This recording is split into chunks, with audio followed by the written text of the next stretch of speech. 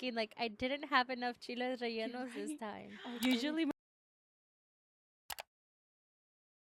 Welcome back to another episode of Enkindled Voices. My name is Maria, and my name is Carmen. and we are your host for the day. Welcome back. Welcome, everyone. Wow. We are on Holy Holy Week. Week. Yes, we did it. We survived Lent Man, I think it flew by. for sure. It's going by. It for sure flew by. And as you're saying that, I'm just thinking like I didn't have enough chiles rellenos this time. You're right. I Usually, my mom makes them. didn't. Uh-huh. She's been working almost every Friday, My mom too. and I make just Random salmon things. or random Yeah. things. But not chiles No rellenos. chiles I need to rellenos. learn how to make them. They're hard. I could do all of the beginning part. It's just the dipping it in the batter. That's the hard part Yeah. for me. I mean, I can make the batter. It's just like frying them and letting the egg actually stay there. That's the hard part for me. Yeah, because it slips off. If you Yeah, don't do it but right, I've even like helped my mom with like make the caldo and everything because our family we like to make the sauce and then put them in the sauce. I think that's what makes it delicious. Yeah. And then we make torresnos, which are like the little potato things. My mom calls them, or they would call them Tortas? tortitas. Tortitas de papa? Yeah. Mm-hmm. Yeah. Yeah, we call them torresnos. But yes, Those are my favorite. I've known them more for tortitas de papa, yeah. Yeah. Because then sometimes they even put like shrimp in them. Yes. I don't put the shrimp, but just the potato. My mom, she does potato ones, and then sometimes ones specifically with shrimp. So like those are separate. Yeah. And I think she's even done some with tuna. They've done them like that. We just do potato and cheese. But I think it's because those are my favorite, my mom yeah. knows that I don't like them. Like she's even done like the chiles rellenos where they stuff them with other things inside and then they make them with a white sauce and I'm like, don't do that. White? Yeah, like with crema and like it's like a different type of sauce and I'm like, don't do that ever again, mom. Yeah, I don't think I had them. It's so funny. And then there's times where she makes calabacitas rellenas, like you stuff the calabacita with the cheese wow. inside, and same idea of it, but I don't Yeah. like them. But I always get not upset, but like You're like, desilusionada "Dang it." because I'm like they smell like them and I'm seeing the stuff, but it's a calabaza and not the chile relleno. And then during this time, la capirotada, right? We haven't had any either. My mom. I could make it, but we haven't made any. Yeah. Dang. Yeah. Hey, what are some of your traditional dishes that you have during Lent? You're right, capirotada is a big one too. Yeah. Mm-hmm. I don't know. And it's crazy because I think with capirotada and I think with like the chiles rellenos, like those are those were made because of lack of food. Because like for the capirotada, It is just like scraps hard bread. I'm pretty sure that one, I think it was some sisters, nuns, that they didn't have enough.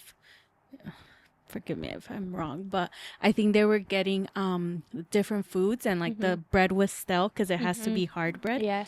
So then they started making a whole thing, and that was where capirotada came from. You're right. I think I've read that too. Mhm. Wow, that's why I've always said like Hispanics, like if we could survive with like little food, like I think about like a lot of the foods that we cook, and it's Yeah. like the icons or the things that you need. As long as you have tomatoes in your house, chiles, cebolla, you're able to do so many things like sopas de fideo. You could make it into like bistec con chile and then potato. So we're pretty good at being crafty with our meals. Yeah, for sure. Yeah. Those are cool. Yeah, so we always said as long as we have a sack of beans and of rice at our house, we're good. Yeah, for sure. Yeah, but wow. Okay, that'd be a cool episode to do. Like, what are some staple foods? Well, actually, like I don't cook. I could. I don't like to. I mean, I like to. Oh, it's the cleaning after that Yeah, gets me every time. I think that's I everyone's get least it. favorite part. But my sister has a book. It's called Cooking with the Saints. Oh, I thought she made a book. I was like, No. Oh, no, what? no, no. Oh, I mean, she should Yeah, probably at some point. Maybe I wouldn't doubt it if she does. But yeah. she bought a book. It's called Cooking with the So Saints. You could cool. buy it on Amazon. And well, she has my two nieces, and she loves to do like a dinner inspired by the saints with Mm-hmm. the feast day. So when there's a special feast day, then she makes it, or sometimes it's pastries, Yes. and then she tells the girls about it, and then they're like, "Oh, today we're eating this because of this." Like I loved it. Like now that they were older enough, like for St. Valentine's, like they went out to dinner, and I a crab feed at our church, and Mm-hmm. I stayed back and babysat the girls, and so they're like, "Yeah, today we're wearing pink because of this, and we're gonna have a heart-shaped pizza because of San Valentin. So San cute. Valentin did this and this," and I was like, "Oh, I love that." Yeah, and it's crazy to read. A lot of saints they love their desserts. Yeah. A lot of them, like even for Mary, when Mhm. it's I think her feast day or Mhm. something, they always put her with a little cake. They're like have a slice of cake for Oh, Mary, cute. celebrate her in that way. And I think Saint Pope John Paul II, Mhm. I think it was him. He liked this pastry that was like with flaky, like it was a pastry that's a little bit flaky, but it's really good. And I Mhm. remember when I was still doing when I was still doing youth group, Mhm. um there were specific days I would try to make the dessert or thing that the Mhm. saint liked or like that they were known Yeah, that's for. what she does. Yeah, Yeah. like on Instagram. I mean, what were we saying? Like with Saint Joseph, you could eat a donut. Yeah. Yeah. I love donuts. Yeah. Yeah, wow. That's pretty cool. I mean, I think that's like one way to like incorporate the saints and your faith into your daily everyday life. Like Yeah. I think that like living your faith doesn't always have to be like you stuck into prayer, but remember prayer can be made into anything. When you're cooking, that's a form of prayer, as long as Yeah. like with the intentionality. So that's just like little ways like Hmm. that emphasize or bring out your Catholic faith. Yeah. Yeah, that's pretty cool. But yes, as Carmen mentioned, we are kicking into the Holy Week. It is a an eventful, emotional roller coaster of a week. There's so much that's going on that has already happened leading up to this like week, this event. So Holy Week, I mean, we kick it off with Palm Sunday. With Yeah. Palm Sunday, we start cheering again. It's like we're greeting. We bring out the big palms. We're wearing in red. And we're just like celebrating, we're like greeting Jesus that's like coming in. So it's kind of crazy to think that it's like, how do you go from like that, like greeting him, like treating him like he's your king, and then until like that later that same week, here we are crucifying him. When I was younger, I was like, why? Like, I don't get it. Uh-huh. Why are they doing that? Literally, they were just praising him and like rejoice all these things. Yeah. And then what? I don't get it. Like, I was Mm-hmm. young and I'm like, I don't understand. For what? Like, weren't they happy? And now all of a sudden, backstabbing. Yeah, It's crazy. it is, it truly is. And I mean, I think that during Holy Week, those are some of the most beautiful masses. I mean, every Yeah. mass is special and sacred on its own, but they are like all of the symbolism that happens and goes into it each day. It's truly beautiful. So it's like if you never actually have lived like, because obviously all of these days are not days of obligation. Yeah. So a lot of people tend not to go, or they go and see the Via Crucis, the live stations of the Yeah. cross, and then they leave for the actual like mass. Mm-hmm. Well, it's not a mass because we're not consecrating a host on the Friday, but Yeah. they leave. But I mean, if we look into it, what is it on Thursday? Mm-hmm. Um, or Wednesday, I think it's when the bishop is blessing all of the different oils that they will use for the Yes, days I of the think so. catechumens. Mm-hmm. And I think that Wednesday is also when they celebrate all of the priest, because isn't that when like the holy orders was like established like many years ago? So it's like that mass is special. And then Thursday is when we do like the washing of the feet. And Friday obviously is already Good Friday.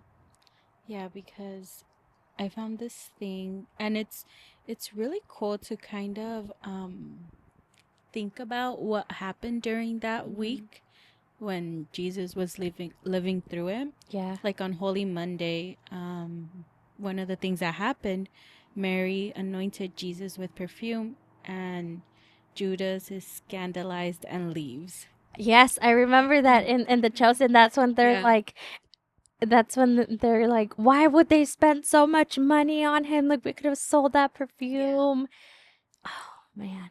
But it's like, and he was like, let her. Yes. Like, if this is what she wants to, like, let them. Yeah. And then on Holy Tuesday, Jesus predicts Judas' betrayal and Peter's triple denial. Oh man, that part's it's hard. It's tough. It's like, 'cause even like if we put ourselves, like, I mean, even going back to like the episode where we talked about like the women that were fearless and standing there in front of the church protecting it, like, think of how much valor that took from them to be able to be up there, to even hold yourself back, because I think of myself and I am a feisty person. Like, I will, like, don't try me. But I could also be very quiet, but for the most part, like, oh man, if I see someone being picked on or anything, like, I will, I don't know. I've never gotten in a fight, but I don't know. I just like I could get very angry easily. Yeah. But I could think of like when we've done the walks for life, like how even with that it's scary because you never know what's gonna come at you. Like, obviously we're on the peaceful side, but there we always encounter the other side that's angry. And then we just try to continue to pray, and then you almost start chanting like harder, like pro-life, and as they're screaming at you and you're praying. But even going to those walks, like, it takes a lot, and we haven't done one in a while. But so then I like thinking of Peter, like, here they just had that encounter. He's like, Lord, I will love you forever and ever. And then that's when he's like, that night he goes and like denies him, but that's because they start then attacking them. And then that's where their persecution will essentially start, So it's like, I'm not justifying Peter. I mean, Peter ultimately he ended up being our first pope. He holds the keys, But it's like, I don't know, like, it's like, I don't know, I might have also reacted in the same way, where it's like, shoot, either I say I don't know him or they'll kill me. And I mean, that's where our martyrs come into place, our saints. Now I probably would say, like, kill me, but even like thinking in that time, like, it is scary. And we could say that I would never do that, but Peter also said I would never, and then he did it. Yeah. It's hard. It's tough. Like, once you're faced with something, only God knows how you'll react. Right. I don't know. Like, you can't plan for it. Yeah. Yeah. It's crazy. And then on Holy Wednesday, that's when Judas betrays Jesus and hands him over to the chief priests. Yeah. Shame on Judas. The Exorcist Files, like during their Lenten retreat, they actually did that. They were doing a series where like they talked about Judas part 1, like what must have been like leading up to it, and even after. Like, they always say, like, do you think Judas is in hell or things like that? That's hard to say, but yeah, I don't know. Like, to think that Judas. And I think he was, well, it's like in it for the money. Like, For sure, for the money. Just wanted that. And it's wild what he did. I mean, I guess it had to happen. Well, I mean, even in like the chosen, oh Yeah. gosh, you guys are gonna be tired of us in the chosen. But like he goes like, "Sister, my name will be remembered," Yeah. and we were like, "Oh, little did you know, Judas." It's like he wanted, and I guess it shows, and hopefully it teaches us, like, he was over here seeking all of this big things, like these All these great things. validations. Well, that's where they say like ambition. Be careful with your ambitions because Mm-hmm. ambition can be good, but then ambition can also be the thing that steers you away Yeah. from God. You can it's good to desire things, but when you turn that desire for money or you make the money your God, like Yeah, that's where exactly. it's bad and that's where it's sinful. Concerning all of those things, Mhm. you're you view them as your God. It's like, no. Mhm. And that's where sometimes we don't even realize that and we have to Mm-hmm. really like check ourselves like what are we making like what are we prioritizing? Yeah. Mhm. And it's a reality check, and it's like we have to really think about it. Yeah.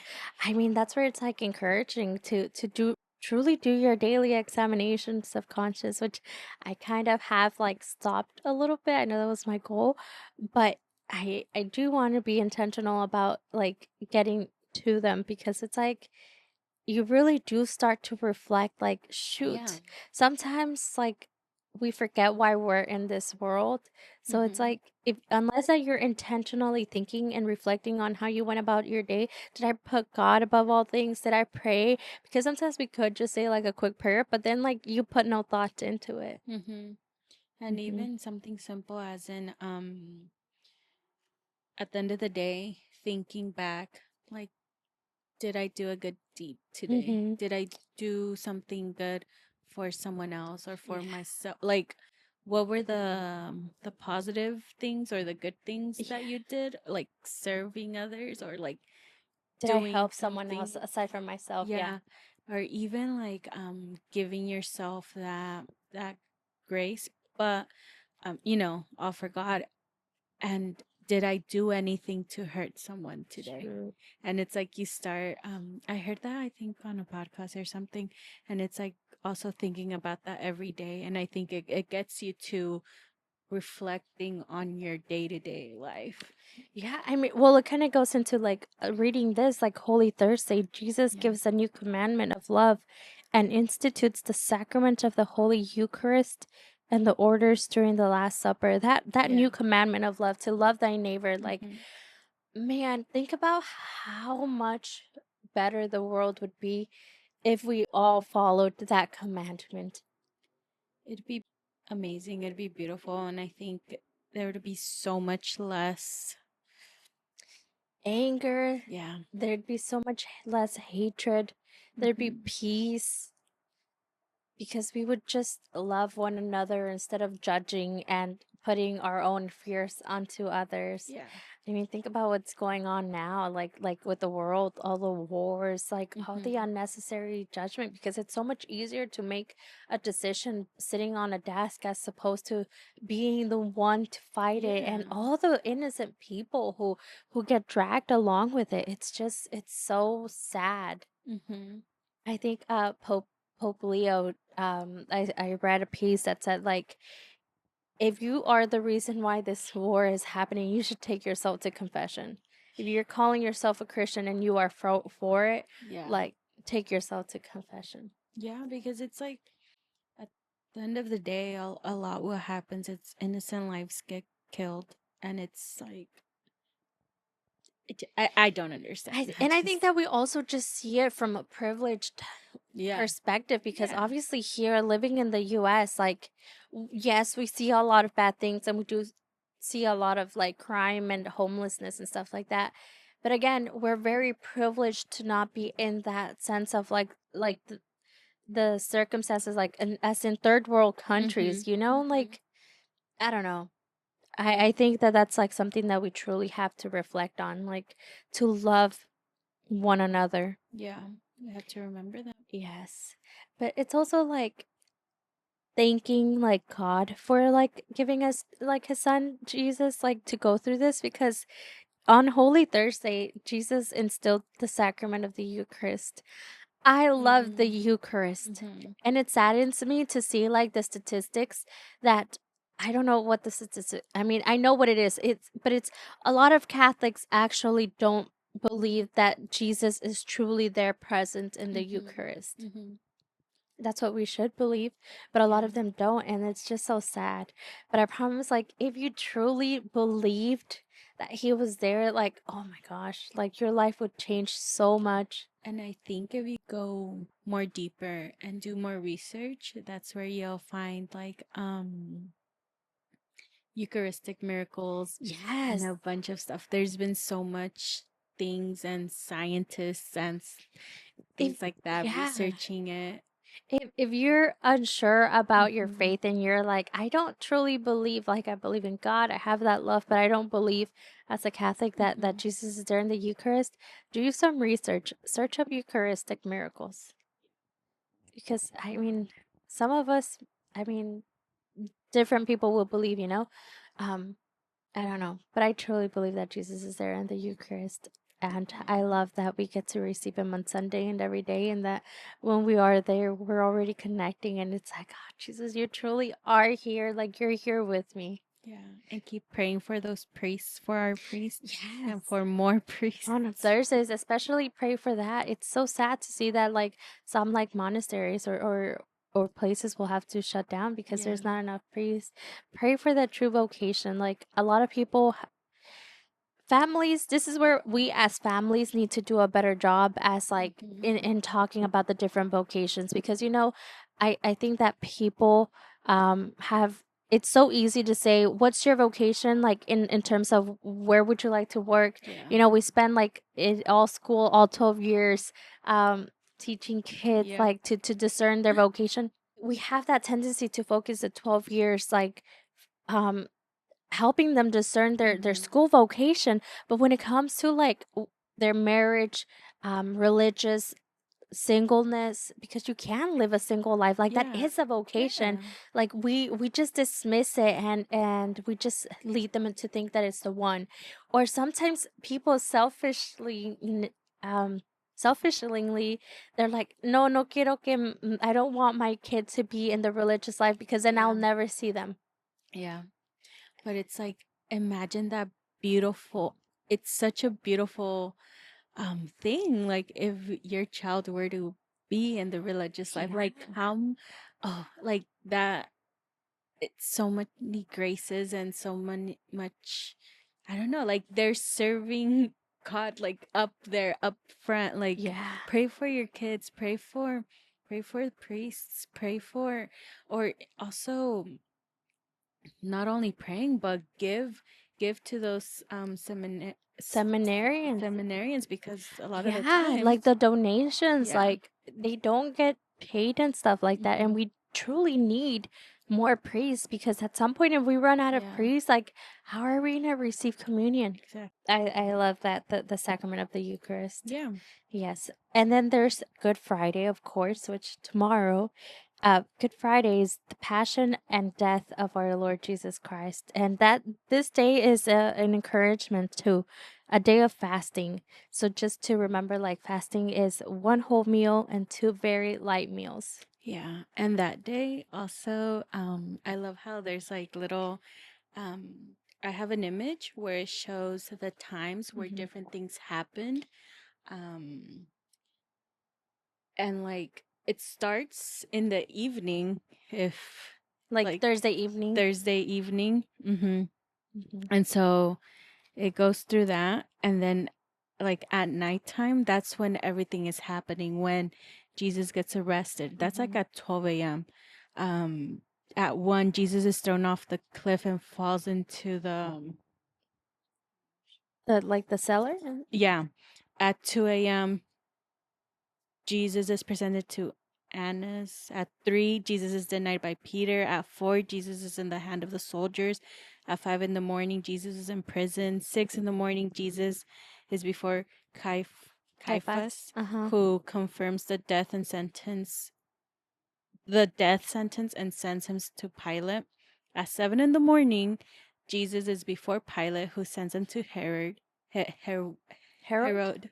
At 8 in the morning, Jesus is sent back to Pilate and Barabbas is proposed. Jesus is flogged.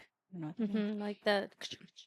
At 9 a.m., that's when Jesus is crowned with the thorns and presented to the people and condemned to death. At 10 in the morning, Jesus takes up the cross and goes to Calvary, where he is stripped.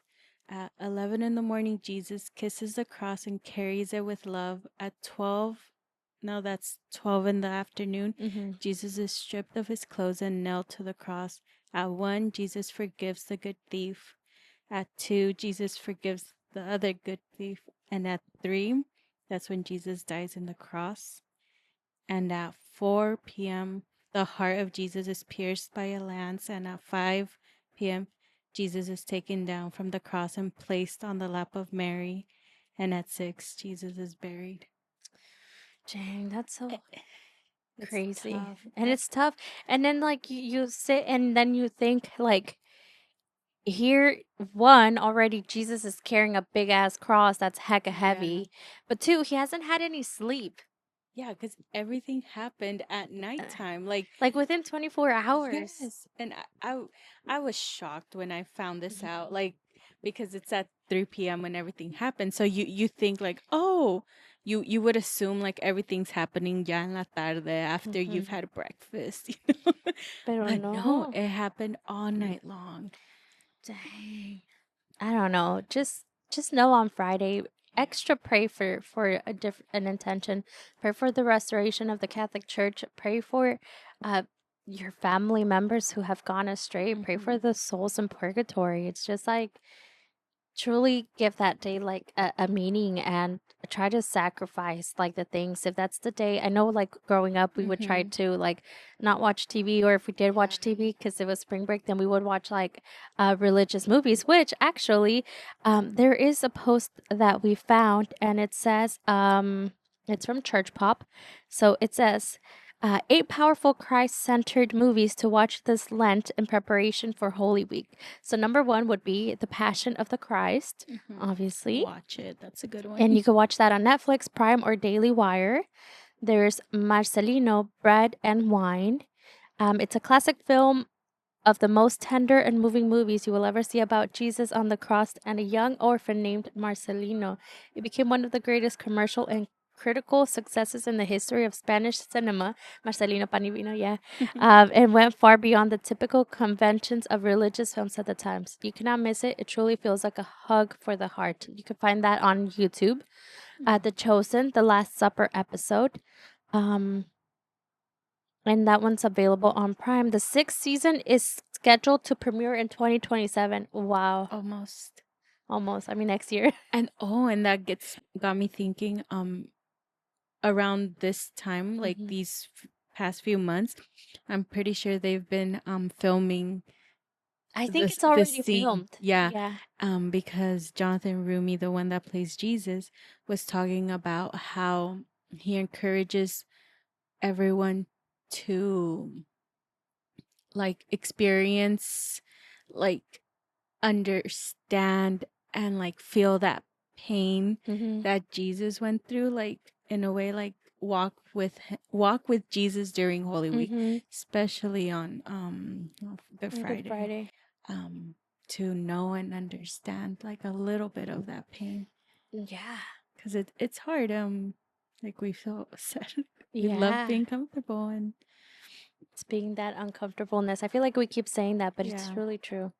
Yes, another movie is Paul, the Apostle of Christ. It tells the story of Paul and his crucial role in the early church before he was executed under the persecution of Emperor Nero in Rome. It's available in Prime and YouTube.